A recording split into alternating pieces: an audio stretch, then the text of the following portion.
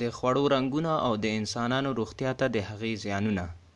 رنګ په خوړو کې لومړنی د لیدو وړ برخه ده چې د پیرودونکي د توجه وړ ګرځي او د خوړو په پلور کې رغنده رول لوبوي. زیاتره کمپنۍ د دې لپاره چې د مشتری توجه د محصول طرف ته واړوي نو له بیلابیلو رنګونو څخه استفاده کوي او خپل محصول د دغه رنګونو په وسیله سینګاروي.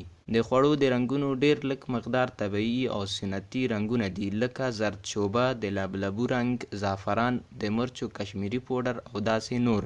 د خوړو مصنوعي رنګونه ډیر ډولونه لري او اوس مهال زیاتره همدغه مصنوعي رنګونه د خوړو د لویو کمپنیو په وسیله استفاده کیږي. د خوړو رنګونه پیچلي یعنی مغلق عضوي مواد دي چې په لومړیو کې د ډبرو سکرو د قیر څخه لاسته راتلل، اما اوس مهال دغه رنګونه د نفتو څخه په لاس راځي. دغه مصنوعي رنګونه نسبتاً طبیعي رنګونو ته ارزانه، روښانه او د ډیر مقاومت درلودونکي دي. ځکه خو زیاتره کمپنۍ د طبیعي رنګونو په ځای له مصنوعي رنګونو څخه استفاده کوي. د خوړو د مصنوعي رنګونو ډولونه عبارت دي له ګرین 3، سټرس ریډ 2، بلو 2، بلو 1، یلو 6، یلو 5، ریډ 40، ریډ 3، اورنج بی څخه چې د خوړو په ترکیب کې کارول کیږي.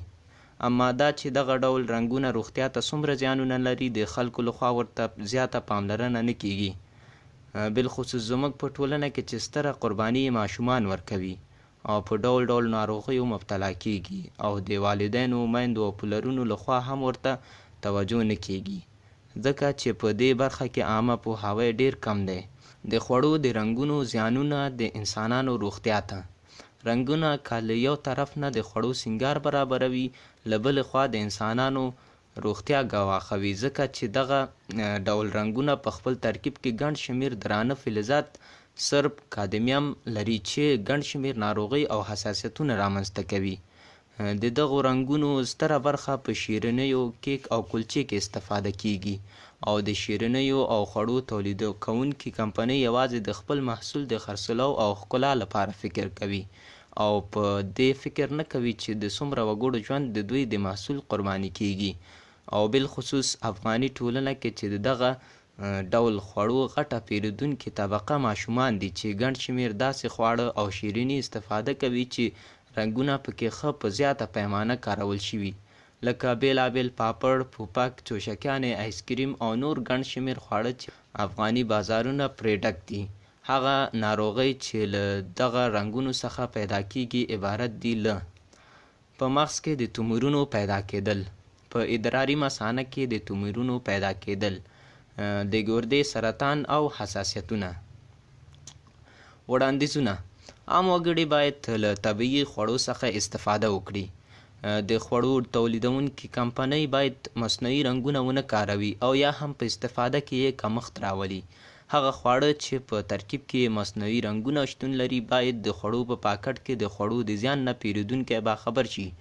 د دولت او اړونده سازمانونو لخوا باید عامه پوهاوی زیات شي او په مخصوصه توګه والدینو ته پوهاوی ورکړل شي. د دولت له لوري په کمپنیو باندې محدودیتونه ولګول شي.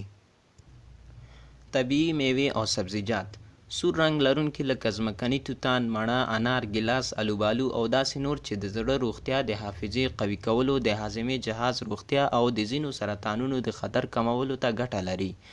ژیړ رنګ لرونکي لکه مالټه، لیمو، اناناس، کیله، ګازره او داسې نور چې د زړه روغتیا، د معافیت سیستم قوي کولو، د سترګو د لید قوي کولو او د ځینو سرطانونو د خطر کمولو ته ګټه لري. شین رنګ لرونکي لکه کاهو، کرم، دلمه مرچ، شنه مرچ، شفتله او داسې نور چې د سترګو د ښه لید، د غاښونو او هډوکو قوي کولو او د ځینو سرطانونو د خطر کمولو ته ګټه لري. آبي یا بنفش رنګ لرونکي لکه ګورګورې، توت، انځر، بانجان او داسې نور چې د زړه روغتیا، د حافظې فعالیت او سالم عمر درلودلو ته ګټه لري.